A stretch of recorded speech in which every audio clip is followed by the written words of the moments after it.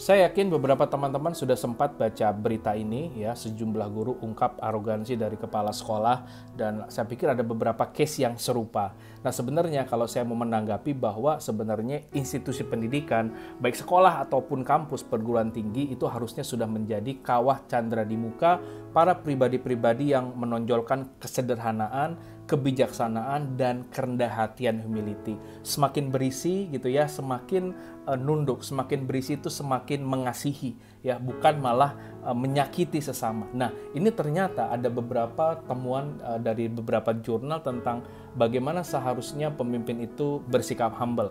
Yang pertama adalah ada satu jurnal judulnya Hubungan Antara Kerendahan Hati Seorang Pemimpin atau Pimpinan dengan kreativitas tim. Jadi ternyata ada hubungan yang cukup kuat apabila pemimpinnya menunjukkan sikap rendah hati, mengayomi, mau mendengarkan, mau jadi pendengar yang baik dan bisa menjadi teladan yang baik gitu ya. Karena semua yang ditunjukkan adalah sesuatu hal yang baik, maka itu langsung berdampak terhadap kreativitas dari tim. Jadi kalau mau punya tim yang kreatif, ternyata harus dimulai dari sosok pemimpinnya yang menunjukkan sikap yang rendah hati. Nah, yang selanjutnya adalah judulnya adalah Can Leader Humility Spark Employee Productivity, yang mana ternyata kalau para pimpinannya itu melayani as a servant leaders ya, menyenangkan dan bisa menjadi pendengar yang baik ya, intinya humble ya, menunjukkan kerendah hatian, ternyata itu juga bisa menyebabkan yang namanya proaktivitas. Jadi buat para pimpinan yang saat ini ngeluh, kok karyawan gue kayaknya nggak ada yang inisiatif ya, nggak ada yang gerak ya, apa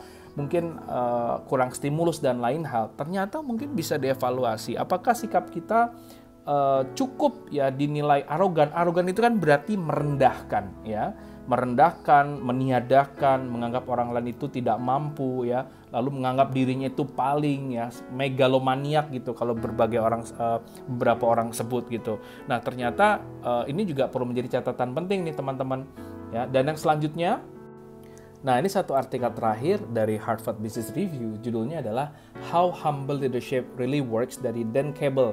Ini sudah kurang lebih 4 tahun lalu, tapi sangat relevan dengan situasi yang sekarang. Ngingetin bahwa pimpinan, terutama dalam pimpinan dunia pendidikan itu nggak boleh arogan atau nggak boleh sombong. Nah, di sini ditekankan bahwa pemimpin itu kan harusnya menjadi seorang pelayan. Kalau mungkin salah satu pendekatan kepemimpinan, kita kenal dengan yang namanya istilah servant leaders. Yang mana sebenarnya kalau pendekatan dari servant leaders di artikel ini tuh menarik banget teman-teman, bahwa yang namanya tanggung jawab seorang pemimpin adalah to increase the ownership, autonomy and responsibility dari followersnya. Ya, jadi bagaimana mendukung, mendorong, men-encourage timnya, anak buahnya, staffnya untuk bisa berpikir mandiri dan membiarkan idenya itu berkembang dengan sendirinya. Sehingga pemimpin itu memfasilitasi itu agar hadir dan banyak hal baik terjadi setelah itu. Nah, jadi kadang-kadang pemimpin itu suka lupa ngasih spotlight ke orang lain, berbagi panggung ke orang lain ya. So, ini adalah reflective moment buat semua pemimpin, terutama di pendidikan, termasuk mungkin ini pengingat buat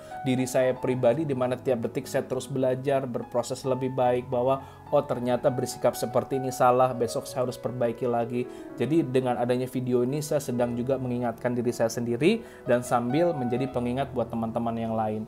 Nah, ini penting banget, di mana kesimpulannya teman-teman, kita harus belajar sama-sama di sini sebagai pengingat bahwa setiap pimpinan, setiap pemimpin, teman-teman saat ini kita harus sama-sama untuk terus belajar memanusiakan sesama, memanusiakan manusia. Ya, karena ada pepatah bilang bahwa without humility there can be no humanity. Jadi awalnya adalah, kalau dilihat nih ya dari pengertiannya, arti humble, arti humility itu adalah memperlakukan orang lain setara ya, tidak melihat siapa dia, apa levelnya, walaupun sebenarnya sulit karena musuhnya pemimpin adalah ego. Tapi di sinilah yang namanya humble leaders, dia bisa benar-benar memperlakukan orang lain itu sama, jadi orang lain itu nyaman ya kan. Nah, ini penting untuk menjadi pengingat untuk semua pemimpin saat ini, bahwa harus showing respect ya kan. Kita tanya kepada tim kita kira-kira apa yang perlu mereka butuhkan, lalu kita support, kita selalu ada di sana. Dan lihat deh, banyak keajaiban yang akan terjadi teman-teman. Lakukan dialog dua arah ya, terbuka, mau mendengarkan. Nah, pasti terjadi yang namanya progres dan perusahaan atau organisasi kita pasti akan growing, ya kan? Nah, oleh karena itu selamat menjadi pemimpin dan pimpinan yang terus belajar, menjadi pemimpin yang melayani, menjadi pemimpin yang bisa memperlakukan orang lain itu setara, ya kan? Bisa memanusiakan manusia sehingga at the end of the day, at the end of the time kita menjadi pemimpin yang lebih humanis lagi. Jadi terus berproses menjadi pemimpin yang lebih baik daripada sebelumnya dan tetap semangat.